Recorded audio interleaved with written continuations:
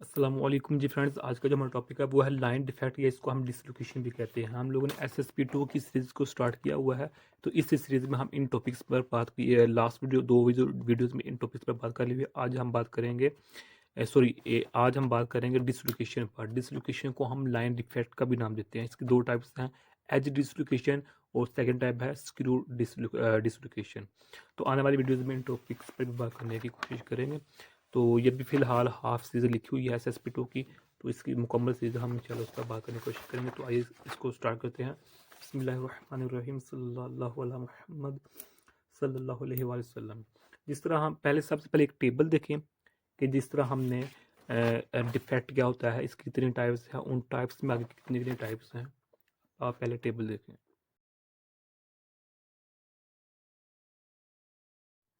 अब इस टेबल में बताया गया है कि जो लाइन डिफेक्ट है, ये ऐसा क्रिस्टल में ऐसा डिफेक्ट जिसमें एक मुकम्मल तौर पर लाइन डिफेक्ट होती है, डिस्ट्रॉय होती है, बाहर निकलती है, आइटम बाहर निकलती है लाइन में या जो भी होता है।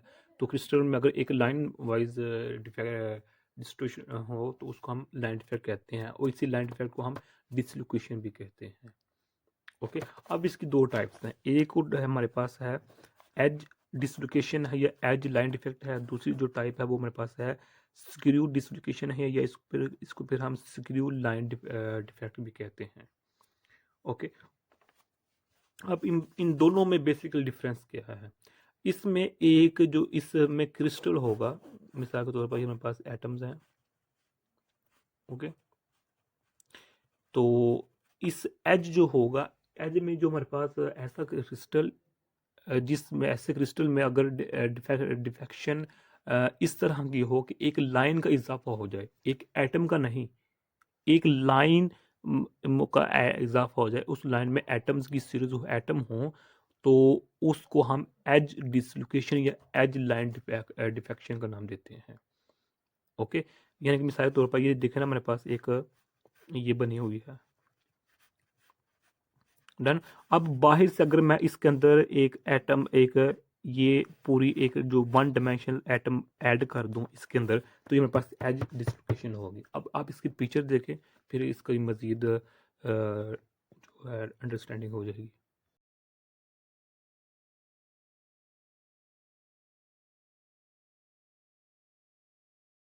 तो अब हम बात करते हैं जो स्क्रू है। स्क्रू इनमें क्या होता है, अच्छा इसमें जो हमारे पास होता है एंगल जीरो होता है, लेकिन स्क्रू में जो हमारे पास एंगल होता है वो परपेंडिकुलर होता है। अब इसको हम इस तरह अंडरस्टैंड कर सकते हैं। मिसाल के तौर पर ये मेरे पास क्रिस्टल है, इस क्रिस्टल पर हम इस तरह फोर्स लगाएं या इस तरह स्ट्रेस लगाएं कि इसके दो पार्ट्स हो जाएं। एक ये पार्ट हो गया और जो दूसरा पार्ट है वो थोड़ा सा इस तरह हो जाए, यानी कि ये डिफेक्ट हो जाए, तो इसको हम कहते हैं मेरे पास स्क्रू डिफेक्ट है या स्क्रू डिसलोकेशन है। अब इसकी आप पिक्चर भी देख सकते हैं।